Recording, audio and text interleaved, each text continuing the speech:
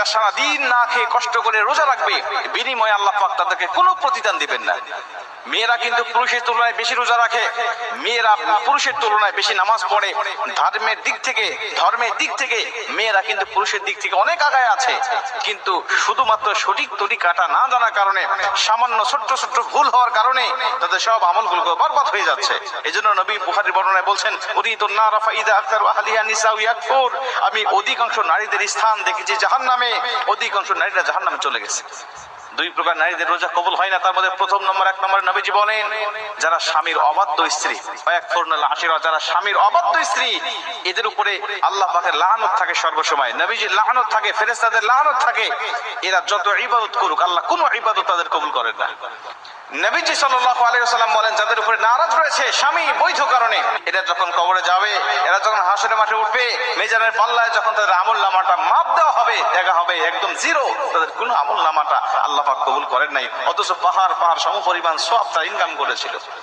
স্বামীর অবাধ্য হওয়ার কারণে নবীজি সাল্লাল্লাহু আলাইহি ওয়াসাল্লাম বলেন কোন স্বামী যদি স্ত্রীকে একান্তভাবে পেতে চায়, কিন্তু স্ত্রী যদি তার স্বামীর ডাকে সাড়া না দেয়, আল্লাহ পাক সারা রাত ফেরেশতারা তার উপরে লানত করতে থাকে, আল্লাহ পাক লানত করতে থাকে। এজন্য স্বামীর কথা শুনতে হবে। নবীজি বলছে স্বামীর গুরুত্ব কত বেশি যদি কোনো মেয়ে জানতো, আর আমি নবীজি যদি আল্লাহর পরে কাউকে সেজদা দেওয়া জায়েজ হতো, বলে দিতাম প্রতিটা স্ত্রীকে তার স্বামীকে যেন সেজদা দেয়। মুসলমান ভাইরা আমার, দুই নম্বরে নবীজি সাল্লাল্লাহু আলাইহি ওয়াসাল্লাম বলেন ওই সমস্ত নারীদের কোনো ইবাদত আল্লাহর দরবারে কবুল হয় না যেই সমস্ত স্ত্রীরা, যেই সমস্ত মেয়েরা বেপরদায় চলাফেরা করে। আজকে রমজান মাস, দেখবেন মার্কেটে চলে যাবেন, রাস্তাঘাটে বিভিন্ন জায়গায় শপিং মলে দেখতে পাবেন অধিকাংশ জায়গায় বেপর্দা নারীর সরাসরি। বেপর্দা নারী নিজে গুনাহ করে, তার দিকে যে পুরুষ তারায় তাকায় তারও অগণিত গুনাহ উঠতে থাকে। এই জন্য বেগানা নারী শুধুমাত্র নিজে গুনাহ অর্জন করে তা নয়, অন্য পুরুষদেরকে গুনাহ অর্জন করায় সহজ। Welcome to Sandipani Gurukul. क्या आपका सपना है कि आपका बेटा एनडीए ऑफिसर बने? संदीपनी गुरुकुल आपके इस सपने को साकार करने के लिए पूरी तरह तैयार है। हमारा एनडीए प्रोग्राम छात्रों को लिखित परीक्षा, एसएसबी যোগিতা করে, অন্য পুরুষ গুনাহ করে যত গুনাহ ইনকাম করতে থাকে ওর একটি পার্সেন্টেজ আল্লাহ পাক ওই মহিলার আমলনামায় দান করতে থাকে।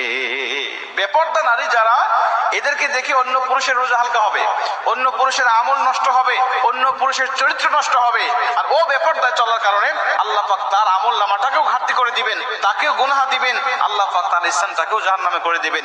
এরা অনেক সওয়াব ইনকাম করেছে, অনেক নফল নামাজ পড়েছে, অনেক ফরজ রোজার পাশাপাশি নফল রোজাও রেখেছে, কিন্তু বিনিময়ে তাদের আমলনামাটা চির হয়ে থাকবে। কেন? সে নিজে বেপরদায় চলাফেরা করেছে, নিজে গুনাহ করেছে এবং অন্যকে গুনাহ অর্জন করাতে সে সহযোগিতা করেছে। এই জন্য আমি আপনাদেরকে অনুরোধ করব, যারা মহিলারা আমার আলোচনা শুনছেন, আপনারা অবশ্যই এই দুইটা বদ অভ্যাস যদি আপনার মধ্যে থেকে থাকে, আপনি বদ অভ্যাসগুলো পরিত্যাগ করেন। আশা করা যায় সারাদিন আপনি না খেয়ে কষ্ট করে রোজা রাখতেছেন, এই রোজাটা আল্লাহ পাক অবশ্যই আপনার কবুল করবেন। কিন্তু যদি এই অভ্যাসগুলো থেকে থাকে, নবীজির হাদিস অনুযায়ী শুধু সারাদিন না খেয়ে কষ্ট করতেছেন, বিনিময়